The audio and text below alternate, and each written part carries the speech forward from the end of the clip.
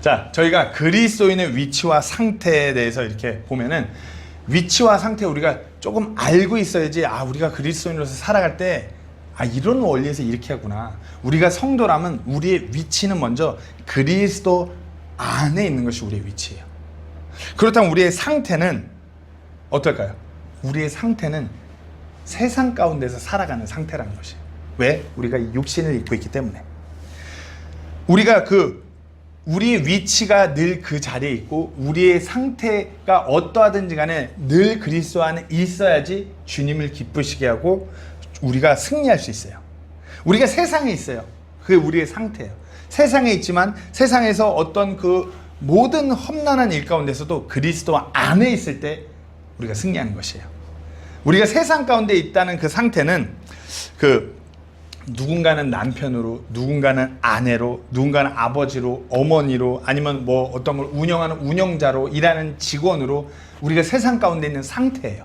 어디에 있든지 간에 그리스도 안에 있는 위치로 살아갈 때 우리가 승리한다는 것이에요. 그리고 우리가 그 상태에 있기 때문에 때로는 삶 가운데서 우리 삶에서 많은 시련, 어려움들이 다가와요. 그렇잖아요. 제가 여기서 이렇게 목회자로 세부에서 살아가니까 그에 따른 많은 어려운 시간들이 따라와요. 그리고 이렇게 무슨 작건 그건 뭔가를 운영하는 운영자로 계실 때 그 책임 때문에 또 어려움이 따라와요. 아니면 가정을 이끌고 나가는, 가정을 섬기는, 아니면 또 직원으로 일하는 그 상태 때문에 어려움이 따라와요. 근데 그 어려움이 올 때마다 겪는 그 동일한 것이 있어요. 내가 여기서 이 어려움 가운데 내가 앞으로 어떻게 할지에 대한 갈팡질팡. 그리스도인이라면, 성도라면 내가 이 상태에서, 이 어려움 가운데서 내가 그리스도 안에서 나아갈지 아니면 육신적으로 그리스도 밖에서 나아갈지 갈팡질팡해요. 그러니까 그런 시험에 빠지는 거예요. 그 어려움 가운데서. 어려움이 오면 누구나 다 시험이에요. 갈팡질팡. 상황은 어렵고 힘들고 아프고 포기하고 싶고 다 때려치고 육신적으로 나아갈까. 그러나 우리가 성경 말씀을 읽어보면 성경에 나오는 모든 성도들에게 이런 어려움의 시련이 계속 있어요. 근데 그들은 그런 어려움의 시련 가운데서 자신의 위치를 더 확고히 했어요. 그리고 믿음으로 승리했다라고 기록되어 있어요. 이와 같은 시련이라는 것이 믿음 안에서 잘 이겨낸다면 훈련으로 다가오는 것이에요.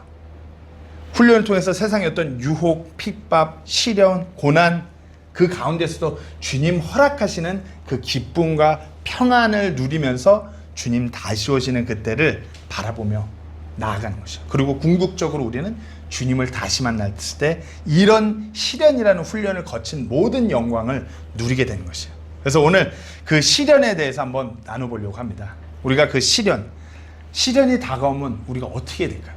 시련이 다가오면 늘 그냥 다가오는 것이 아니라 시험과 같이 와요. 어려운 순간이 오면 이걸 포기할까? 이걸 다 집어 던질까 말까 하는 시험이 다가와요. 오늘 본문 시작은 그 얘기를 하고 있는 것이에요. 시련에 다가오면 직면해야 되는데 오늘 본문 시작에서 그것에 대해서 말하고 있는 것이에요. 1절에 보면 하나님과 주 예수 그리스도의 종 야고보는 널리 흩어져 있는 12지파에게 인사하노라. 자, 우리가 요 한 구절을 살펴보면서 넘어가야지 이 야고보서의 전체 성경이 이해가 돼요. 여기서 제가 이제 퀴즈를 드립니다. 수준 있는 퀴즈. 옆에 교회 다니는 분 계시면 물어보시면은 이거 질문 다 틀려요. 성경에서 가장 제일 먼저 쓰여진 책이 어딜까요? 어떤 책일까요? 질문이 너무 어려운가요? 성경에서 제일 먼저 쓰여진 책. 질문이 어려운가요? 그래서 신약 성경에서 제일 먼저 쓰여진 책. 되게 어려운가? 보통 교회 다니신 분들이 그러면 마태, 마가, 누가, 요한? 마태복음이요.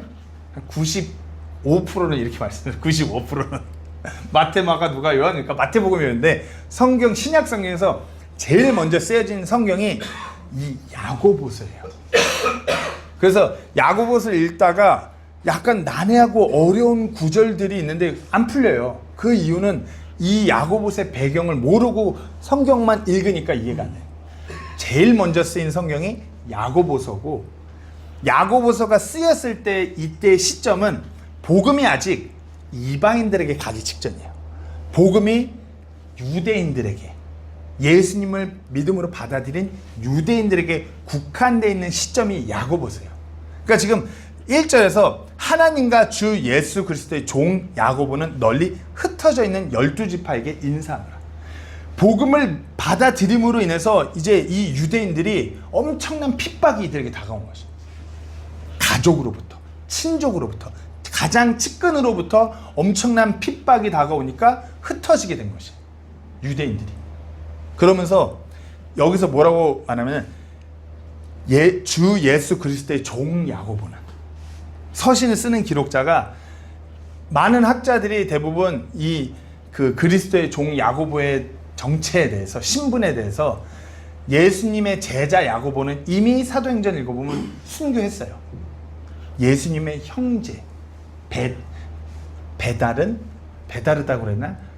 하여튼 성령님이 잉태하셨으니까 같은 배지만 하여튼 영적인 이복 동생 야고보라고 그렇게 다 추론을 해요. 근데 그 야고보가 예수님의 형제인 나 야고보라고 얘기하지 않고 그리스도의 종 야고보는, 그러니까 나는 예수 그리스도의 종으로서 그 시련에 정말 힘들게 동참하고 있는 나 야고보는 너희들에게, 지금 너희가 힘든 시간을 겪는 너에게 편지를 쓰는 거야. 이 내용이라고 보시면 돼요. 야고보서의 내용이 이런 거야. 어마어마한 시련 가운데서 각자 흩어져 갖고 자기의 그 믿음을 지켜가고자 시험에 빠져 있는, 너무 그 시련이 너무 힘드니까 시험에 빠지는 거야. 내가 이대로 내 믿음을 지킬까 말까?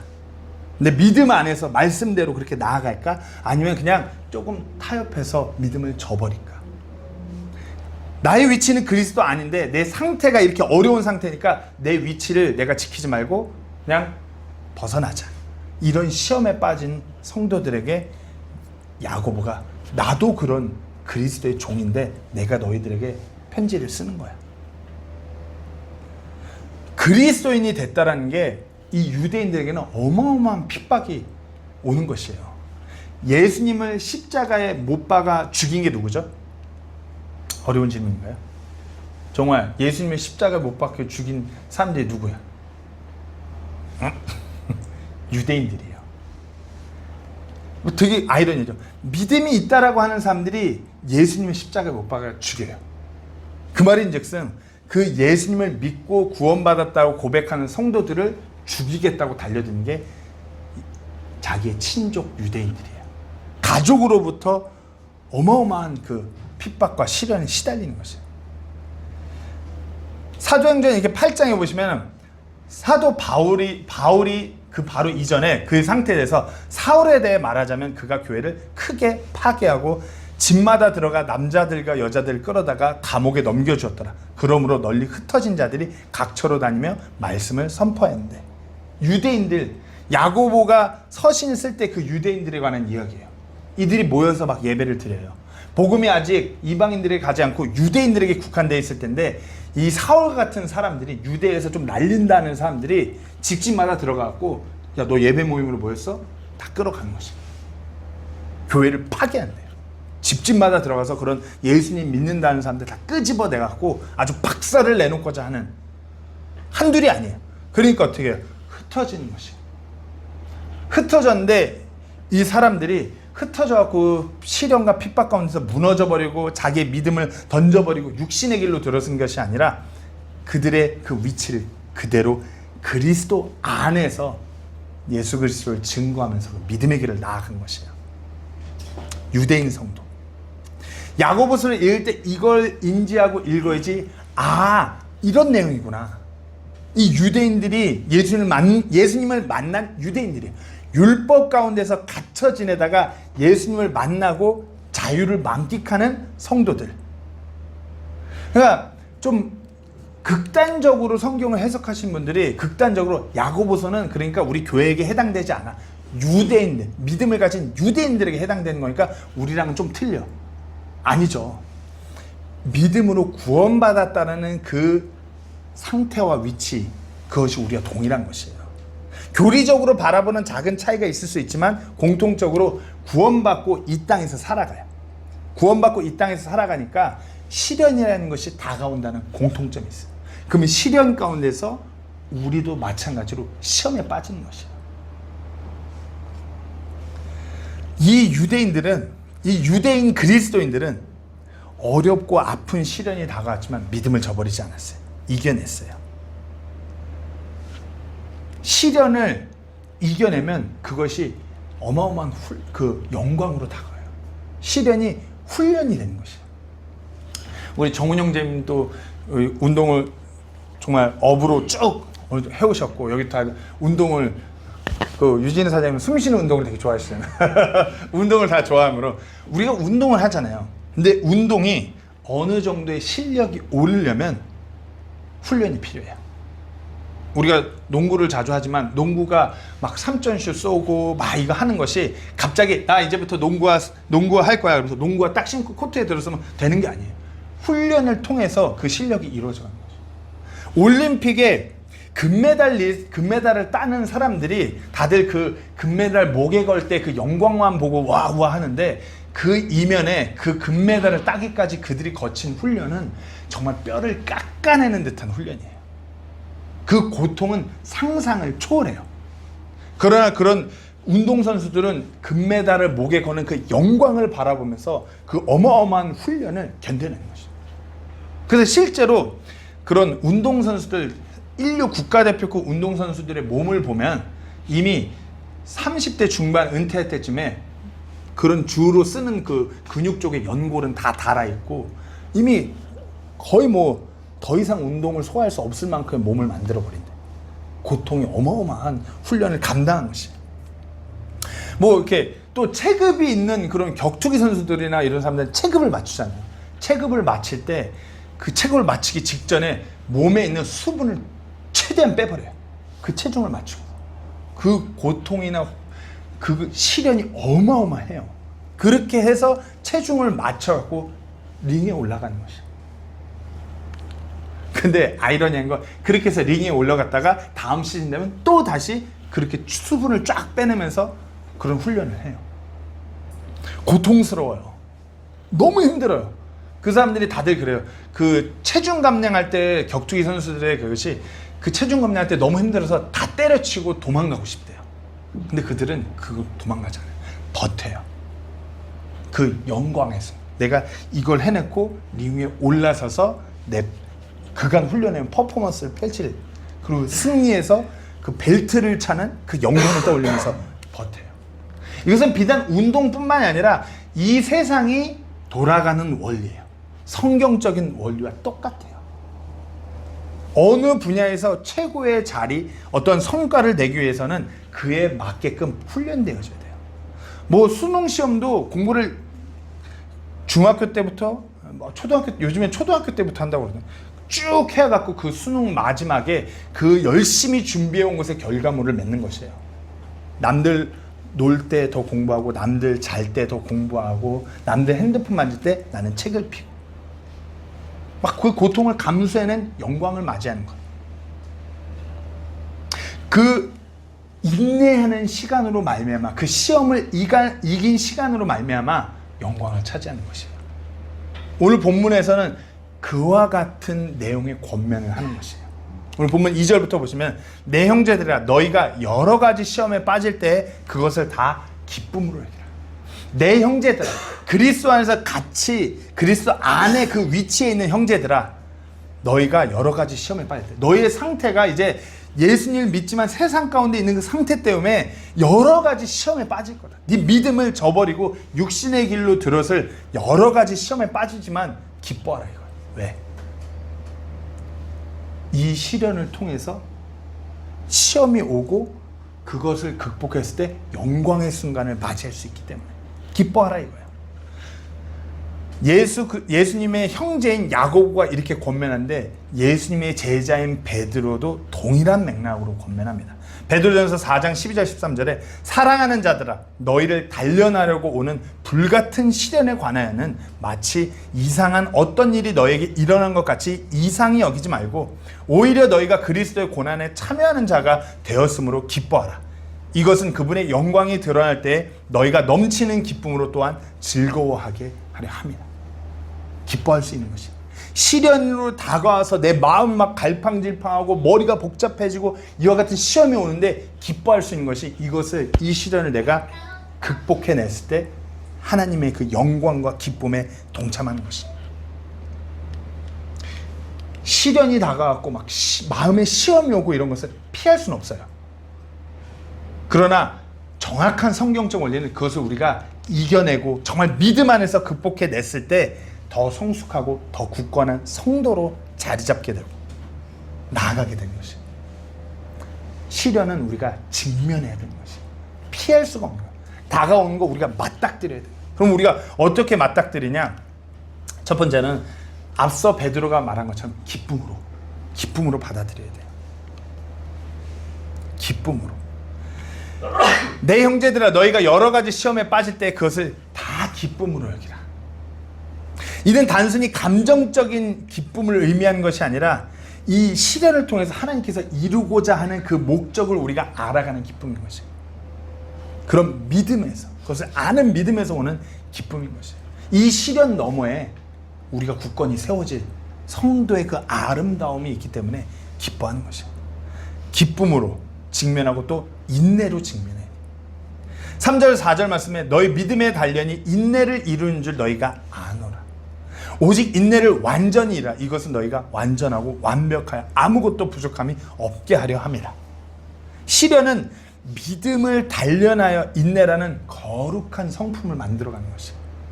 인내를 완전히 이루라. 하나님께서 우리를 완전하고 부족하게 없게 하는 것은 우리에게 다 부어주셔서 넘쳐나고 다 할 수 있는 것이 아니라 우리가 완전히 인내하는 거예요. 그러니까 시련이 없는 것이 아니라 이 세상 가운데서 어떠한 시련이 오든지 간에 흔들리지 않는 그 인내의 성품을 우리가 가지게 되는 것이에요. 그리고 또 지혜로 직면해야 되는 것이에요. 너희 중에 어떤 사람이 지혜가 부족하거든 모든 사람에게 너그러이 주시고 꾸짖지 아니하시는 하나님께 구하라. 그러면 그분께서 그것을 그에게 주시리라. 지혜로 직면해야 돼요. 세상적인 원리와 세상적인 철학이 아니라 시련 가운데 우리가 어떻게 해야 할지 나아갈 바는 지혜를 구해갖고 그 지혜로 직면하는 것이에요. 그 지혜는 그러나 그는 믿음으로 구하고 어떤 일에도 흔들리지 말라. 흔들리는 자마다 바람에 밀려 요동하는 바다 물결 같나니. 지혜를 구해서 그 지혜 가운데 나아갈 때 우리가 흔들리지 않는 것이에요. 우리의 그 지혜는 하나님을 아는, 하나님을 경험하는 그 믿음의 지혜를 말하는 것이에요. 하나님께서 허락하시는 이 지혜를 통해서 이 시련의 시간에 가정이 굳건해지고 교회가 굳건해지고 내가 어떠한 세상의 풍파 가운데 흔들리지 않게끔 내가 굳건해지는 것이에요.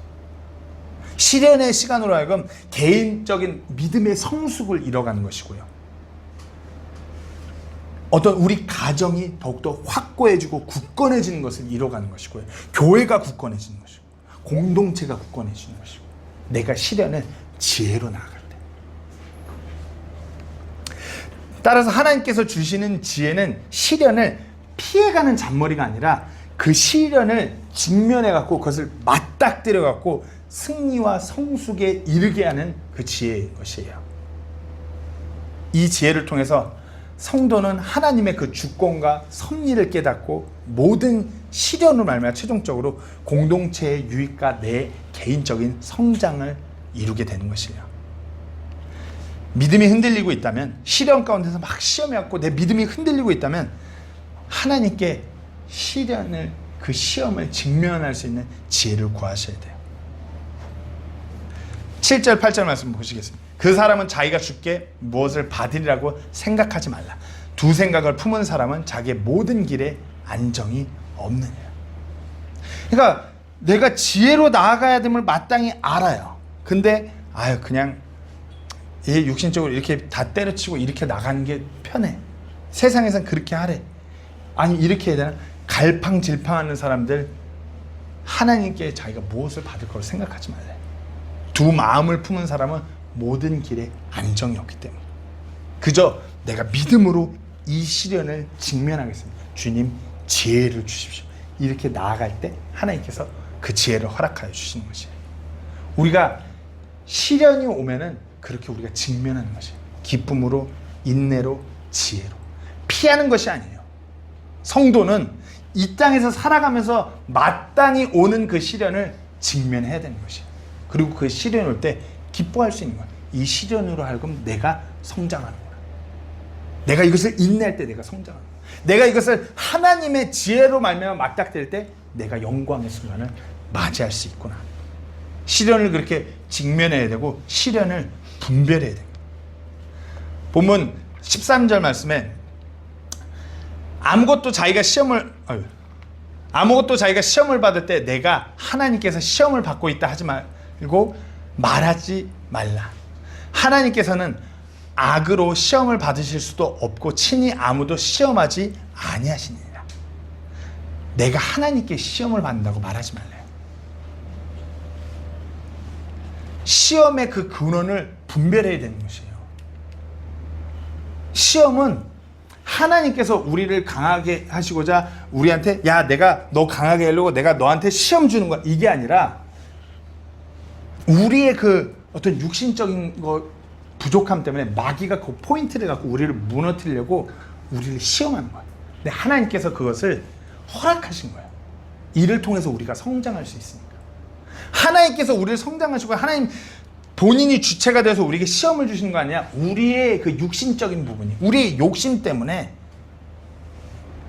하나님 사이드에서는 이게 훈련으로 보이겠지만 우리의 입장에서는 유혹으로 다가오는 거예요. 시험으로.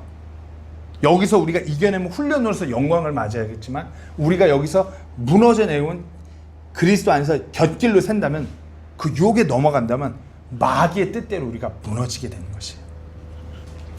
데살로니가전서 3장 5절 말씀에 이것은 어떤 식으로든 그 시험하는 자가 너희를 시험하여 우리의 수고를 헛되게 하지 못하게 하려 하면, 시험하는 자가 마귀가 우리를 시험하는 주체예요. 하나님께서 하지만 우리의 훈련을 위해서 허락하신 거고요. 마귀가 시험하는 것을 우리만 허락된 것이 아니라 예수님에게도 하나님께서 허락하셨어요. 그 말인즉슨 예수님도 시험하는 마귀는 우리도 시험해요. 그 어려운 시간을 통해서. 육신을 입고 이 땅을 살아가는 우리이기 때문에 겪어야 하는 그 모든 그 육신적인 부분을 마귀가 알고 우리를 자꾸만 유혹하는 거예요. 시험에 빠지게. 하나님께서는 그것을 허락하셨어요. 뭘 위해서? 우리 훈련을 위해서. 근원은 하나님으로부터 오는 것이 아니라 마귀로부터 오는 것이에요. 그렇기 때문에 그 시험을 우리가 이겨내야 되는 것이에요. 그리고 그 과정을 분별할 수 있어요. 그 시험이 오는 그 과정은 어찌 보면 죄의 과정이에요. 죄의 과정. 본문 14절 15절 말씀에 오히려 모든 사람은 자기 자신의 욕심에 이끌려 유혹을 받을 때에 시험을 받는, 뭐라고요?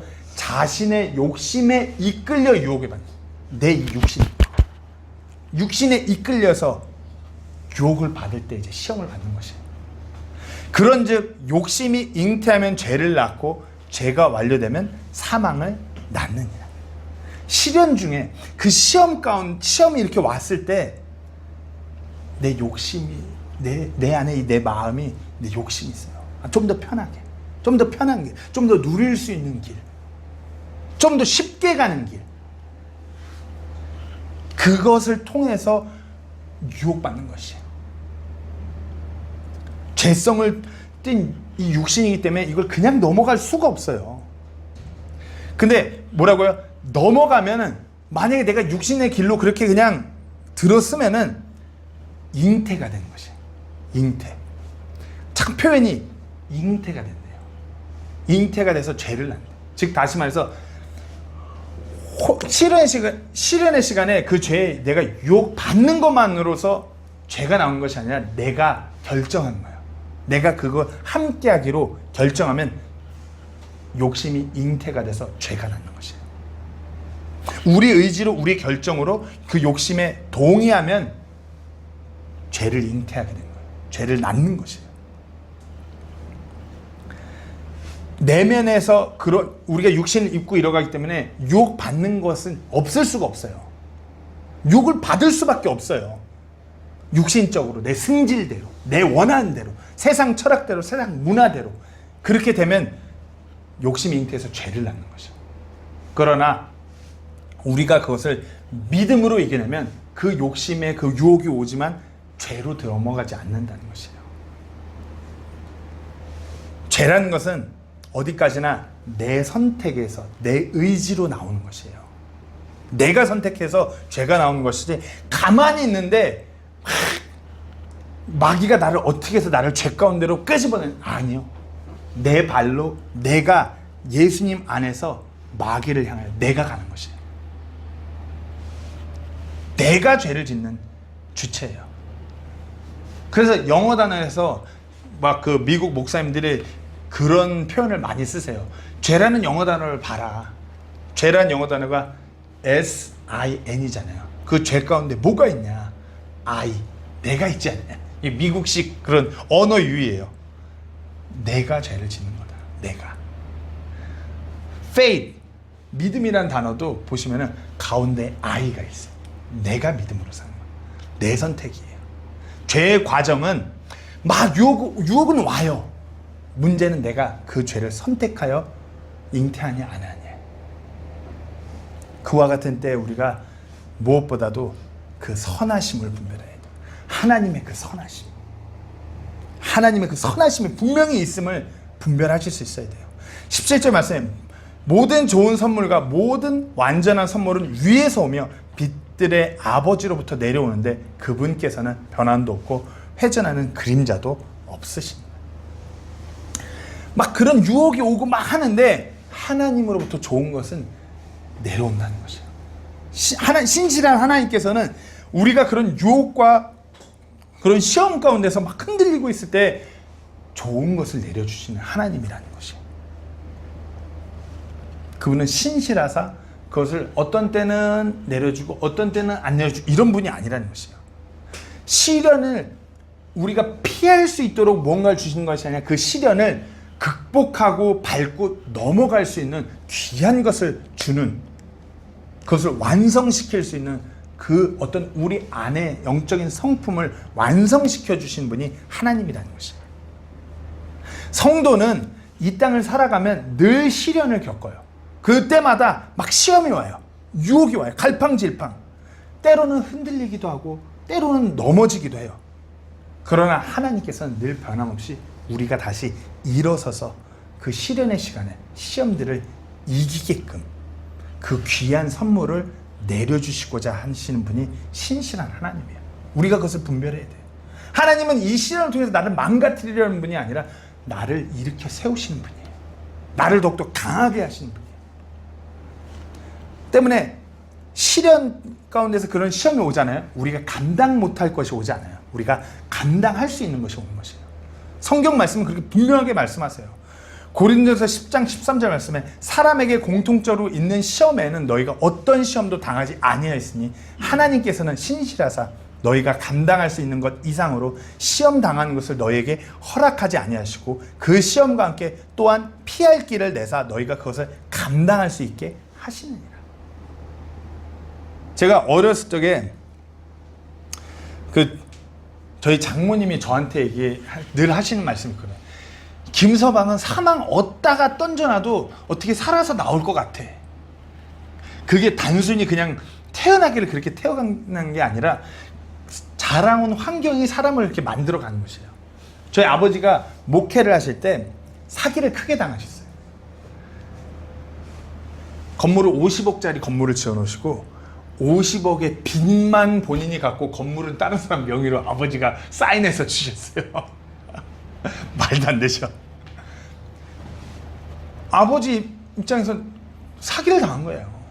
근데 큰 그림에서 보면 목회자가 주님의 일을 하겠다고 삶을 들여 평생 그거 하는데 어마어마한 그 시련의 길로 들었습니다. 너무 힘들어요. 아버지가 그럴 때마다 하시는 말씀이 있어요. 사람한테 하나님께서 감당할 수 있는 시험만 허락하신다. 감당할 수 있는 거. 막 어떻게 저럴 수 있어. 근데 아버지가 결국엔 그걸 그렇다고 빚의 문제가 해결된 것이 아니라 그걸 감당해서 버티고 그 본인이 목회라는 것을 포기하지도 않으시고 그때 당시에 시작한 것이 선교, 피할 길, 하나님의 일을 더함으로 그 시련의 시간을 넘어갔었어요. 믿음이 더 굳건한 것이에요. 그런 아버지 밑에서 자라니까 뭐 물질이 있던 없던 어디 가서 눕던 뭐 상관이 없는 것이에요.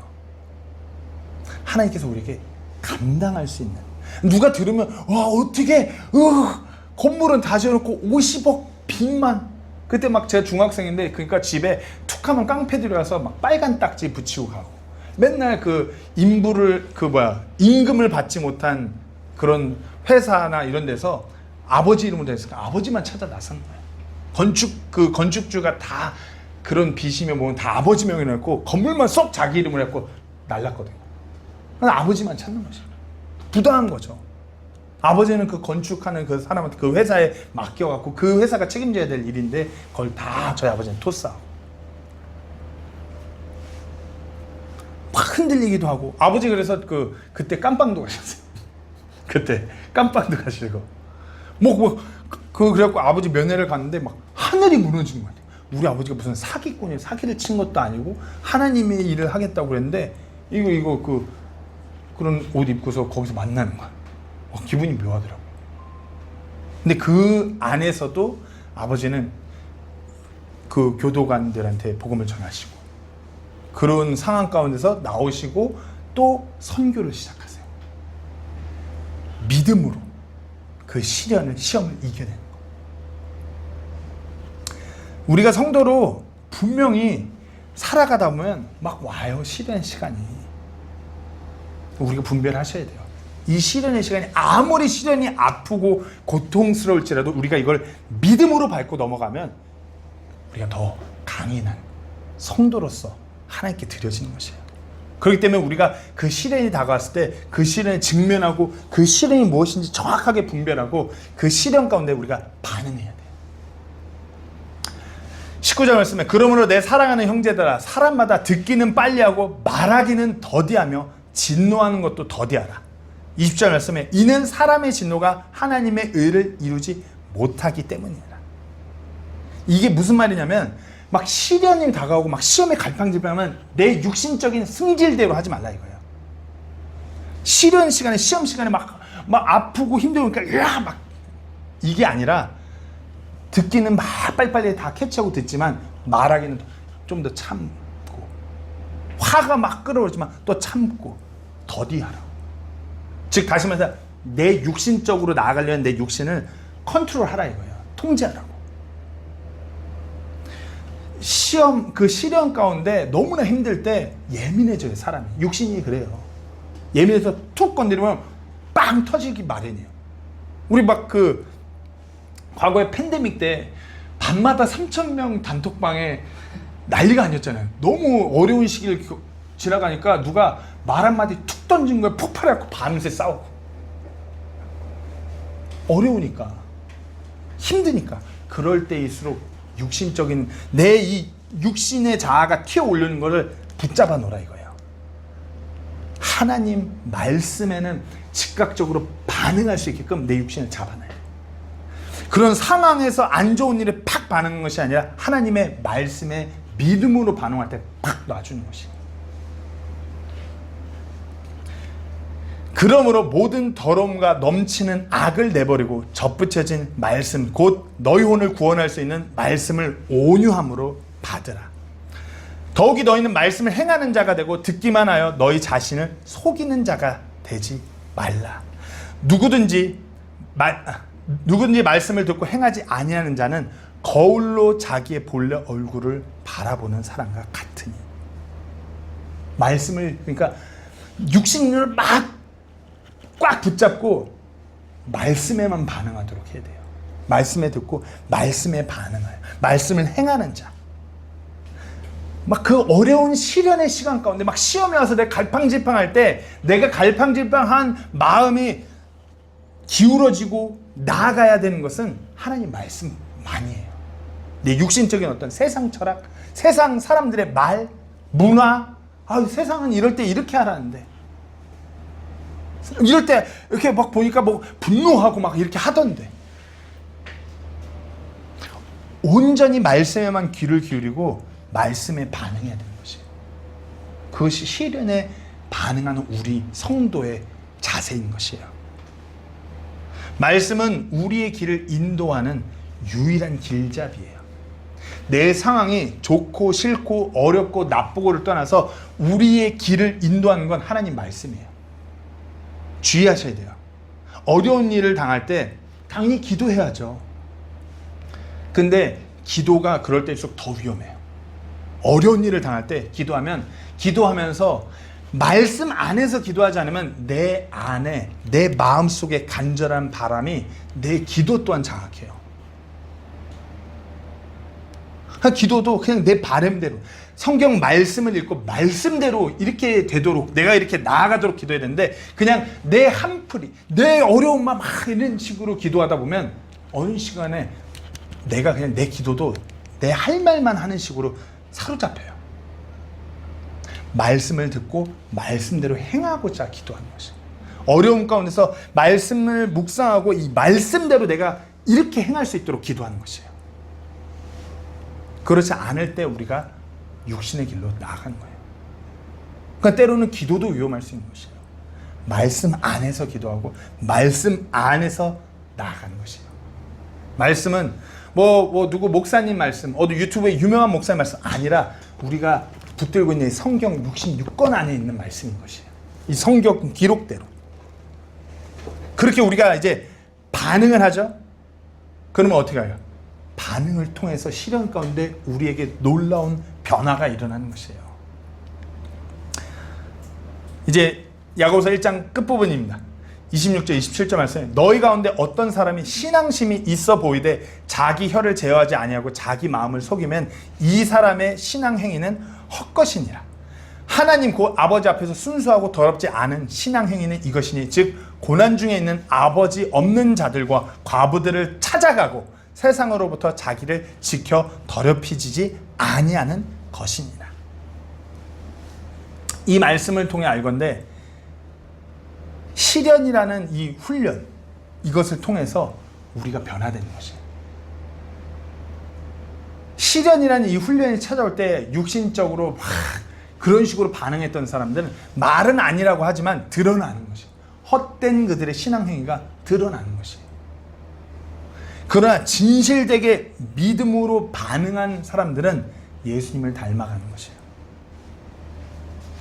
어려운 사람들을 돌볼 줄 알고 내가 이기적이기보단 믿음의 방법대로 어려운 사람들을 더 찾아가고 자기를 지켜내고 변화가 일어난 것이에요. 이때 보시면은 더럽지 않은 신앙행위래요. 믿음이 있는 사람들의 행위가 이렇대요. 고난 중에 있는 아버지 없는 자들과 과부들을 찾아가고. 이 시대적인 배경으로 봤을 때 아버지 없는 자들과 과부가 가장 힘든 위치에 있었어요. 왜냐하면 이 남편이라는 아버지라는 그 남성 중심의 사회였어요. 근데 그 책임을 맞닥뜨리고 있는 남편 아버지가 사라지면 어마어마한 고난이 그들에게 몰려와요. 아버지 없는 아이들, 고아로 자란 애들은 노예로 어디 가서 이리저리 휩쓸릴 수밖에 없고, 과부로서 이렇게 힘없는 아이를 양육해야 되는 어머니 같은 경우는 소위 말해서 몸을 파는 그런 일밖에 할 수 있는 것이 없었어요. 어려운 형편. 그러니까 유대인들한테 지금 흩어져갖고 유대인들한테 너무나 힘들어 죽겠는데 그 시련의 시간을 믿음으로 말씀대로 반응해서 너희들보다 둘러봐. 더 힘든 자들이 있어. 그런 사람들 돌보는 것이 맞는 거야. 믿음의 길이야. 그것이 너희가 아무리 힘들다고 하면 너희 성도의 본분은 너희보다 더 힘든 자들을 돕는 거야. 왜냐하면 어려운 시련 가운데 있는 자들만이 그 시련을 겪고 있는 사람들을 알아볼 수가 있어요. 제가 제 아내랑 애들이 팬데믹 끝나고 돌아올 때 제가 한국 가서 데리고 왔거든요. 데리고 오는데 아내가 저기 어떤 애엄마 한 명 쫙 알아보더라고요. 거기도 시츄에이션이 보니까 남편은 세부에 있고 이제 풀려갖고 애들 데리고 들어오는 모양새입니다. 근데 애들이 어렸어요. 엄마 혼자 남자애들 둘 데리고 막 끙끙대면서, 그러니까 우리 아내 눈에는 그게 보이는 거예요. 아내가 가서 도와주고 이렇게 해서 같이 나오고. 왜냐하면 아내도 저 없이 애 셋을 한국에서 어디 데리고 다니고 하니까 너무 힘든 시간을 보내니까 보니까 보여요. 시련을 겪은 성도들의 눈에는 시련을 겪고 어려워하는 사람들이 보여요. 우리가 시련을 온전히 이겨내는 그 반응하는 방법 중 하나는 우리가 그와 같은 사람을 돕는 것이에요. 그러다 보면 그렇게 변화되어 있는 우리를 발견하는 것이에요. 그런 전문용어로 깜냥이 되는 것이에요. 깜냥. 설교 때 깜냥 이런 말 쓴다고 할까 봐, 이거 한국어예요. 한국어. 찐 한국어. 어떤 그 능력, 우리 깜냥이 되는 것이에요. 영적인 깜냥이 돼서 막 어렵다고 맨날 맨날 어려워 힘들어 막 전전긍긍하는 것이 아니라 우리가 믿음으로 이겨낼 때 더 어려운 사람들을 돌볼 수 있는 성숙한 성도가 되는 것이에요. 막 그러잖아요. 시련과 어려운 시간은 늘 있어요. 교회, 저희가 세부 침례교회 개척되면서 지금까지 무슨 세부 경기가 살았다고 그런 적 한 번도 없어요. 경기는 늘 안 좋아요. 늘 어려워요. 믿음대로 살아가는 게 늘 어려운 세상이에요. 그럴 때 우리가 그 시련 가운데 온전히 반응하고 변화되는 우리 자신을 발견할 수 있어야 돼요. 시련 가운데서 내가 믿음으로 승부할지 아니면 육신적으로 승부할지 정하셔야 돼요. 그러나 우리가 이런 시련의 과정을 겪고 딛고 일어날 때마다 우리의 믿음의 깜냥이 더 올라가는 것이에요. 이전에 겪었던 그 일은 아무 문제가 되지 않아요. 그런 시련은, 잔챙이 시련은 그냥 사뿐히 지려밟고 넘어가는 성도. 더 성숙한 그리스도인이 되는 것이에요. 즉 시련이라는 훈련을 잘 감당한 성도의 그 변화받는 모습이 다가온다는 것이에요. 선수들이 막 열심히 훌륭한 선수들이 국가대표급이 되면은 동네 동호회 아저씨들은 급이 틀려요. 우리가 성도라면, 이 마지막 어려운 시대를 살아가는 성도라면 우리가 그런 성도 돼야죠. 믿음으로 늘 그 시련을 이겨내서 그것이 우리에게 엄청난 훈련이 돼서 엄청난 훈련이 쌓인 그런 성도, 그런 교회가 돼야죠. 어떻게 하실까요? 시련이 다가올 때 내가 육신적으로 갈까? 내가 믿음으로 갈까? 아니면 그냥 자포자기하고 무너져 버릴까? 이런 힘도 없고 이리 쓸리고 저리 쓸리고 저리 쓰러져 버리는 그런 힘없는 성도 되시겠어요? 아니면은 시련 가운데 승리하는 성도가 되시겠어요? 맨날 그런 허우적거리는 성도가 아니라 이겨내갖고 더욱더 굳건해지는 그런 성도가 되셔야 돼요. 하나님께서는 우리를 그렇게 변화시키길 원하세요. 지금도 하나님께서는 시련을 통해서 우리를 변화시키고 계시는 걸 분명히 아셔야 됩니다. 상황이 더 어렵고 많은 이슈들이 내 삶 가운데 일어날지라도 믿음으로 승부하는 우리 모두가 되기를 간절히 소망합니다. 오늘 본문 2절 3절 말씀만 읽고 오늘 설교를 마무리하려고 합니다. 2절 3절 말씀만 다 같이 한 목소리로 읽겠습니다. 시작. 내 형제들아 너희가 여러 가지 시험에 빠질 때 그것을 다 기쁨으로 여기라. 너희 믿음의 단련이 인내를 이루는 줄 너희가 아느니라. 아멘. 그 시련, 그 시험이 올 때 기쁨으로 그것을 직면하고 분별하고 반응하여 변화받는 우리 모두가 되기를 간절히 소망합니다. 기도하고 마치겠습니다.